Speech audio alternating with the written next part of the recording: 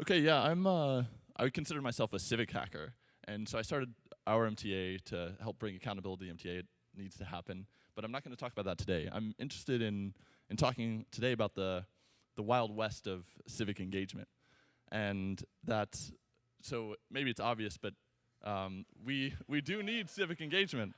There's some serious issues we have in this country which aren't really getting the change that we need despite various elections and so on. So another example is we arrest 800,000 people a year for things that all of the past three presidents have admitted to doing. So I find that a little funny. But and also we're dealing with systemic problems as well. We're dealing with 200-year-old government technology, and as the population grows, representation becomes more difficult, and so we need to look at new, unusual ways to address our political situation. So the first example is this guy, Samuel Konkin, came up with this idea of agorism, which is the claim that we as people should be willing, we can reclaim some of our liberty by willfully engaging in the black market. And this is a long-held view of civil disobedience. It happened during Prohibition and also happens during our drug war of today.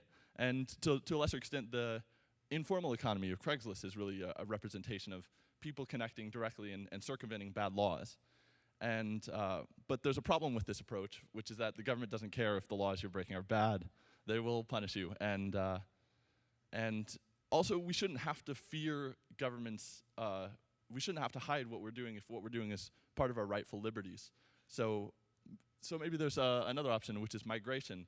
We have a long history of moving to more sympathetic locales, whether it be the Underground Railroad or Mormons to Utah. And now there's libertarians to New Hampshire, which is the Free State Project. It's an attempt to move 20,000 libertarians to New Hampshire and influence society there through agitation and connection with their local communities. And they've been around for 6 years, and they've had some interesting results. One is that they have 400 members in their legislature, and now 6 of those 400 members are people who moved to New Hampshire specifically to make New Hampshire a freer place. And they also have a good system of accountability, where each of their 400 legislators are well looked after in terms of rating them and making it easy for people to hold them accountable. There's also a robust civil disobedient movement, including daily smokeouts in town squares and YouTube reporters, and some of it makes the national news as well. This girl put on a topless, open carry civil disobedience protest. And so the problem with this approach is that because you're not starting fresh, the time to reach your ideas may be quite substantial, decades. And also, a lot of the bad laws are coming from DC. So what we really need is a frontier, hypothetically. But all the land is claimed, so where's the frontier? And the answer, some say, is not the land. And that's the ocean. It's 70% of the world's surface.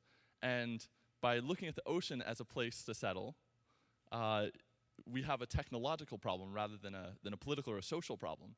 So essentially, people are looking at creating, and this is an old idea from the past 40 years, of creating habitable ocean structures. The most recent example with the Seasteading Institute, which are less like boats and more like ocean platforms, where people can have their own consensual, reconfigurable societies. There's a historical example of this is the Principality of Sealand. It was an abandoned fortress off the coast of Great Britain, and it is sovereign. It has a governance and passports and so on.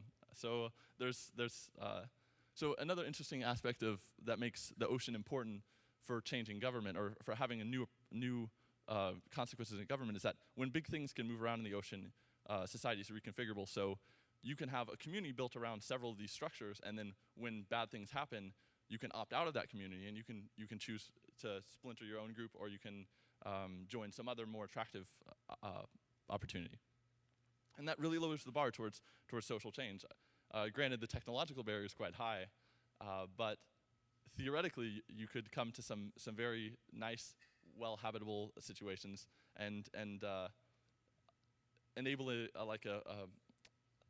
explosion of possibilities in governance and society, and I think that's worth exploring.